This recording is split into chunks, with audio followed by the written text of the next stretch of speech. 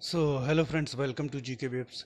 सो friends, एक news चल रही है इन दिनों की जो एमपीपीएससी 2019 है वो हाई कोर्ट ने तो उसे निरस्त कर दिया है। और अब उसका जो रिवाइज्ड रिजल्ट है प्री का वो फिर से आने वाला है। तो आज हम कुछ दो तीन चीज़ों पर डिस्कशन करेंगे कि इसका 2020 की एमपीपीएससी पर और 2021 की एमपीपीएससी पर क्या असर पड़ेगा, और हाई कोर्ट के इस आदेश, माननीय उच्च न्यायालय के इस आदेश के बाद अब आगे क्या हो सकता है। देखिए, माननीय उच्च न्यायालय ने तो आदेश दे दिया कि 2019 का जो रिजल्ट है वो फिर से जारी किया जाए। उसमें दो चीज़ें थी, एक तो रोस्टर सिस्टम जो बहुत पहले ही हटाया गया था, और दूसरा जो एक इश्यू फंसा हुआ है 27% ओबीसी रिजर्वेशन और 14% रिजर्वेशन को लेकर। अब इस पर एमपीपीएससी क्या करेगा, बातें जो भी हो रही हो लेकिन कुछ कंफर्म नहीं है। क्योंकि देखिए, मैं आपको एक छोटी सी चीज़ याद दिला दूं। एमपीपीएससी जब ओबीसी आरक्षण की सुनवाई चल रही थी तब माननीय उच्च न्यायालय से बार बार अनुरोध कर रहा था कि आप एक अंतरिम आदेश दे दीजिए, आप एक अंतरिम आदेश दे दीजिए, आप एक अंतरिम आदेश दे दीजिए 27% पर, तो हम रिजल्ट जारी कर दें। मतलब एमपीपीएससी को यदि अंतरिम आदेश मिल जाता 27% पर रिजल्ट जारी करने के लिए, तो वो रिजल्ट जारी कर देता, ठीक है ना। लेकिन वहीं जब माननीय उच्च न्यायालय ने अंतरिम आदेश दिया कि आप अभी जो रिजल्ट हैं वो 14% पर जारी करो, एक अंतरिम आदेश जो जारी किया गया कि आप इस तरीके से रिजल्ट जारी कर सकते हैं, तो उस आदेश को एमपीपीएससी को नहीं मानना। तो कहने का मतलब यह है कि एमपीपीएससी जो है वो अभी माननीय उच्च न्यायालय के आदेशों को एक प्रकार से, थोड़ा सा कहना नहीं चाहिए पर, माननीय उच्च न्यायालय के आदेशों की परवाह नहीं कर रहा है। वो अपनी जिद पर अड़ा हुआ है कि यदि हमारे हिसाब से डिसीजन आएगा तो हम तो काम करेंगे, यदि हमारे डिसीजन से नहीं आएगा तो लटका करके रखो मामला। ये पूरी कहानी चल रही है। जहां वो अंतरिम आदेश के लिए खुद एमपीपीएससी हम माननीय उच्च न्यायालय से आदेश कर रहा था कि 27% का आप हमें आदेश दे दीजिए, हम तुरंत ही रिजल्ट जारी कर देंगे। लेकिन जब माननीय उच्च न्यायालय ने 14% पर अंतरिम आदेश दिया तो वहां पर उनको रिजल्ट जारी करना नहीं है। मतलब हमारे हिसाब से अगर आदेश आता है तो हम काम करेंगे, नहीं आता तो नहीं करेंगे। ये उच्च न्यायालय या न्यायिक व्यवस्था का सम्मान जो एमपीपीएससी दर्शा रहा है, ठीक है ना। दूसरी बात, अब माननीय उच्च न्यायालय ने एमपीपीएससी 2019 को निरस्त तो कर दिया, ठीक है ना। अब एमपीपीएससी इस पर क्या करेगा। तीन पोजीशन बन सकती हैं। लटका करके रखेगा, जैसे लटका हुआ था, लटके रहने दो, ठीक है ना, लटके रहने दो, चलने दो। देखिए, मैं सारी सिचुएशंस की बात करता हूँ। एक छोटी सी चीज़ और बता देता हूँ कि मैंने ये कहा था कि बच्चे पूरी तरीके से कंफ्यूज हैं। उनको ये नहीं मालूम कि एमपीपीएससी प्री का फिर से देनी है, कि एमपीपीएससी मेंस फिर से देनी है, कि एमपीपीएससी इंटरव्यू देना है। मतलब मैं बच्चों की मानसिक स्थिति के बारे में बता रहा था। और कुछ लोगों ने, जो पता नहीं क्यों, मैं तो कभी किसी के लिए कुछ बोलता नहीं हूँ, कुछ लोगों ने उसको ये कह दिया कि अरे, कुछ लोगों ने ये बता दिया है कि प्री फिर से दो होगा। जबकि मेरा कहने का मतलब ये था कि बच्चे पूरी तरह से कंफ्यूज हैं, है ना। लेकिन लोग काफ़ी स्वार्थी लोग हैं जो छोटी छोटी बातों को गलत तरीके से व्याख्या करते हैं और अपने पक्ष में मोड़ने की कोशिश करते हैं, है ना। बच्चों के सेंटिमेंट से खेलने की जिनकी आदत है। खैर, मैं यहाँ किसी के लिए कुछ बोलने के लिए नहीं आया हूँ। मैं सबको अपना भाई बंधु मानता हूँ और इसी तरीके से यहाँ पर रहना चाहता हूँ जब तक भी मैं यूट्यूब चला रहा हूँ। दो, और अब ऐसा भी ज़रूरी नहीं है कि मैं यहाँ लंबे अरसे तक यूट्यूब चलाता रहूँ, टिकूँ, है ना। तो आज थोड़ा सा डिस्कशन कर लेता हूँ। सब भाई बंधु सबको मान करके मैं अपना जो है यूट्यूब चैनल चला रहा हूँ। मुझे किसी से कोई आपत्ति नहीं है, क्यों। और अगर मुझे कुछ बोलना हो तो मैं सबके खाकर चिट्ठा जानता हूँ कि 3 सालों में किसने क्या कट ऑफ बताया, किसने कब क्या क्या कहा, और कट ऑफ उन्होंने क्या बताया था, कट ऑफ क्या गया। लेकिन उसके बावजूद वो आकर के बोलने लगे, देखा देखा देखा देखा, जो मैंने कहा था वही गया, जबकि बिल्कुल ऊट पटांग कट ऑफ उन्होंने बता रखा था, ठीक है।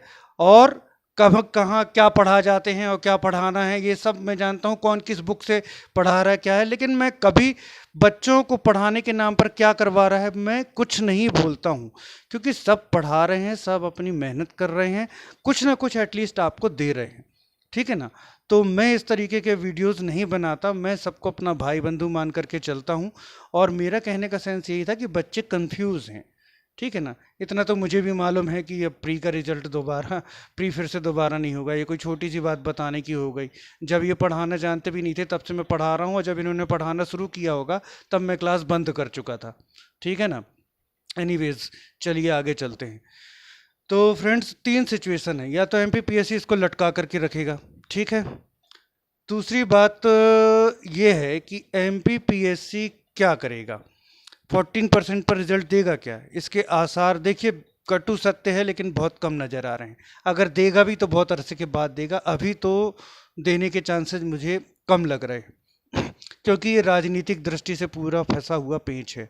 तो 14% पर एकदम से रिजल्ट जारी कर देंगे ऐसी संभावना थोड़ा सा कम है, लेकिन अगर कर देते हैं तो बहुत ही अच्छी बात है। ठीक, तो या तो वो इसको लटका करके रखें या 14% पर रिजल्ट जारी करें। हाँ, एक चीज़ है कि अब जो है 27% पर रिजर्वेशन, 27% पर तो ऑलरेडी उन्होंने जो रिजल्ट डिक्लेयर किया हुआ है, तो वो नहीं कर सकते।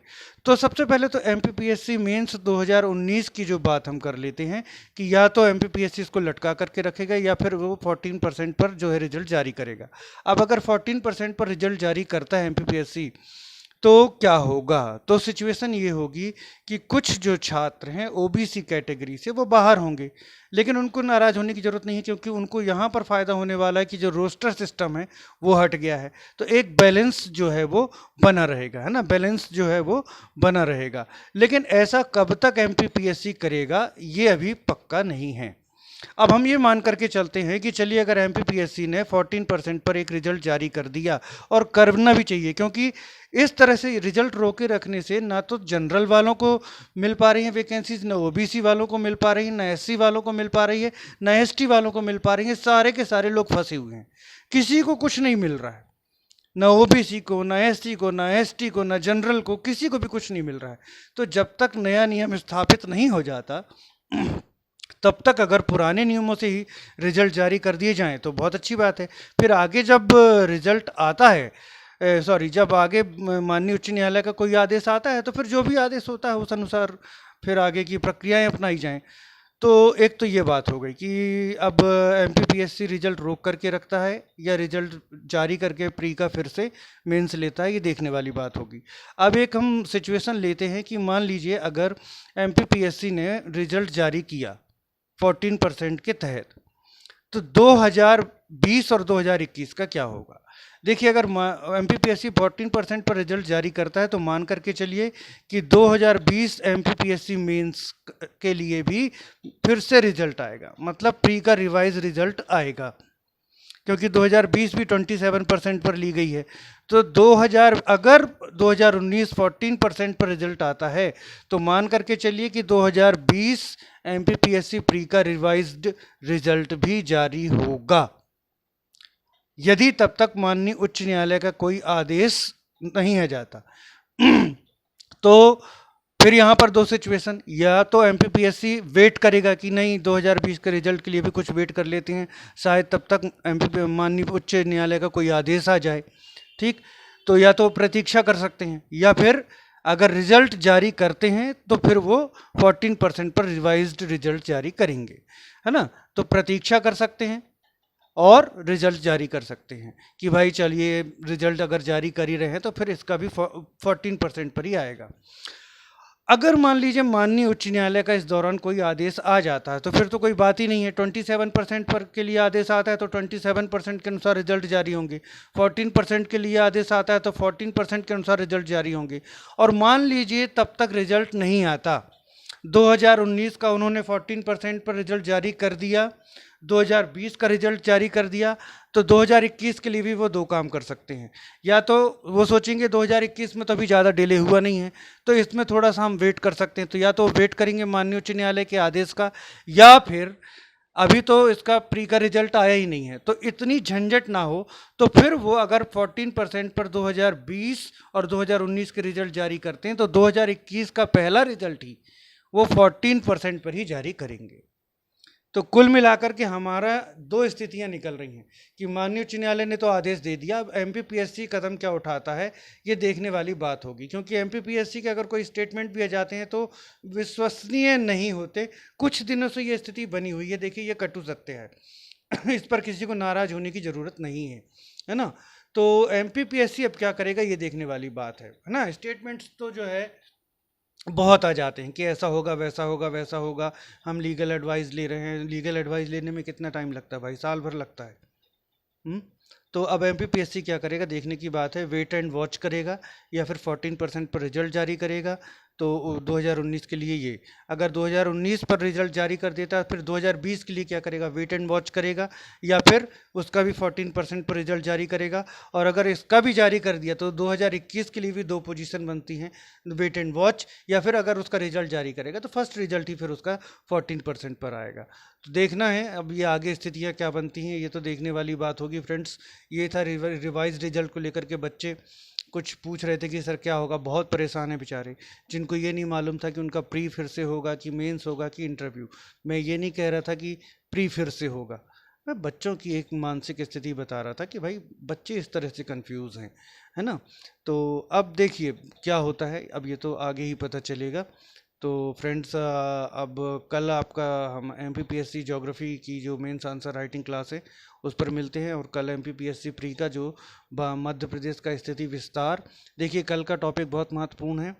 कल की एमपीपीएससी आंसर राइटिंग में भी एमपी से रिलेटेड क्वेश्चंस कराए जाने हैं। कम से कम एक ही क्वेश्चन में मैं आपको 5 क्वेश्चन कवर करा दूंगा। आप देखेंगे एक क्वेश्चन में 5 क्वेश्चन कवर हो गए, ठीक है। और एमपी से रिलेटेड है तो बहुत इंपॉर्टेंट है। और शाम को प्री की क्लास में भी मध्य प्रदेश स्थिति विस्तार और आपका मध्य प्रदेश भौगोलिक वर्गीकरण का जो टॉपिक है वो होगा। इसलिए अगर एमपीपीएससी प्री वाले ये वीडियो देख रहे हैं तो वो भी मेंस की जो क्लास चलेगी उसको देख लें, क्योंकि उससे बहुत हेल्प मिलेगी शाम को एमसीक्यूज और फन लाइन फैक्टर और एग्जाम के क्वेश्चंस करने में। तो कल की एमपीपीएससी मेंस की क्लास प्री और मेंस दोनों के लिए बहुत इंपॉर्टेंट है। Okay friends, thanks for watching.